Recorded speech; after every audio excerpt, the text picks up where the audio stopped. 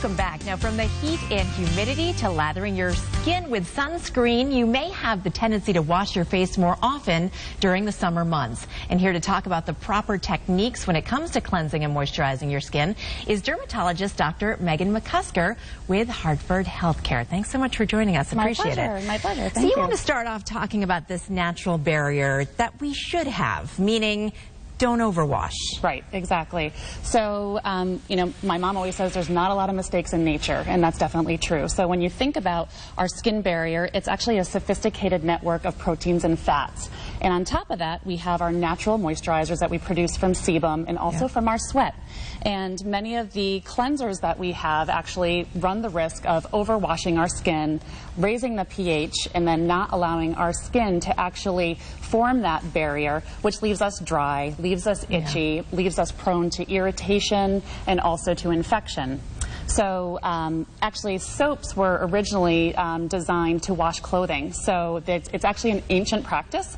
So a lot of the natural soaps that we have now we've moved away from. I usually tell people reserve those for washing your clothes on the washboard, because the natural soaps that we make at home are really things that we want to get away from with regard to our skin. So some of the natural, some of the soaps that we've moved along to are actually what we call Syndet bars. So Dove actually revolutionized this market in 1957 by making the Dove Beauty Bar. So we actually don't truly call it soap. Okay. Yeah.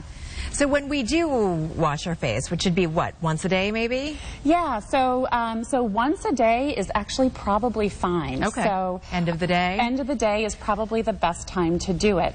And some of the things that you want to look for in what you're washing is, we've moved a lot to the liquid Syndets, which are the facial washes.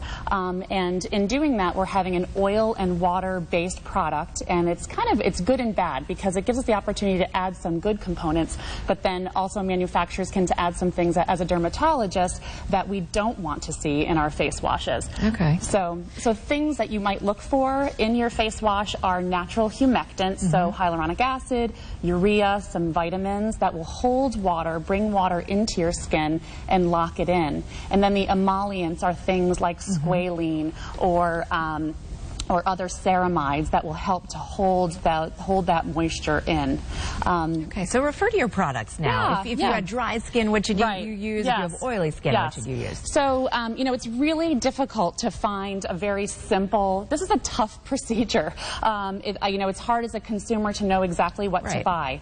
And as a dermatologist, you know, there's some things that we want to look for, but then other things that you want to avoid, especially people who come into my office who routinely have facial rashes. There are certain preservatives that you can find, or humectants, that can be very irritating. So propylene glycol, for instance, is a very common humectant, but it can also cause a lot of contact allergy. So all the products that I'm presenting this morning do not have propylene glycol in them. Okay. So we have about 1 minute. Do you want to point out some oily versus dry skin products? I will definitely do that. So everyone can use, if we start over here with the CeraVe or CeraVe cleansing wash or hydrating facial wash, it has natural humectants in it. It has some ceramides that your skin understands. It's a non-soap cleanser, low detergents. So that is something that everyone can use. Okay. The Hydra Boost, which is really nice, does not have a lot of occlusive emollients, but it does have a lot of humectants in it. So this is really good for drawing water into the skin. Men like this more because it doesn't have that greasy feel. And then the micellar waters, which are very popular right now, they have very light detergents.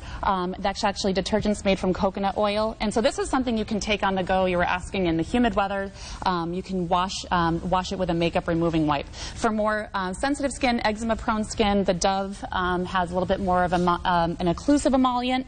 And then for your acne-prone skin, the Cetaphil, this Cetaphil with the purple top, that has zinc as well as licorice in it, which is good for acne-prone skin. The Hydro Boost you can also use, but that one actually has a glycolic in it, which helps to exfoliate the skin. I'm not a huge fan of salicylic acids for acne-prone skin. And also this Olay micellar wash is also good. Okay, well, so much good information. Appreciate it, Megan. Yeah, my pleasure. Thanks Thank for you so much. being here. Yeah. All right, Laura, sending